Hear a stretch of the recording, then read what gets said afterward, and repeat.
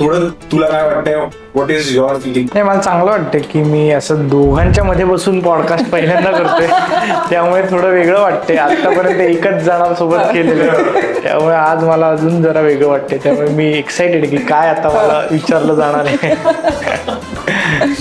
काय तुझं स्टडी होतं, पण असा जर कॉन्टेंट बनवला तर लोकांना आवडेल. तो स्टडी खरं सांगू काहीच नव्हता. कॉमेडी असा विषय की आपण हे सगळं मित्रांमध्ये बोलतो, तर मित्र म्हणायचे की अरे हा हे तू असं ह्याच्यात व्हिडिओ कर ना. मग आम्ही ते सुरुवात केली. आता पवन जो माझ्याबरोबर असतो त्याचं माझ्या घराखाली बेकरी आहे, म्हणजे होती, आता नाही आहे ती, दुसरे चालवतात, पण आधी तो चालवायचा ती बेकरी.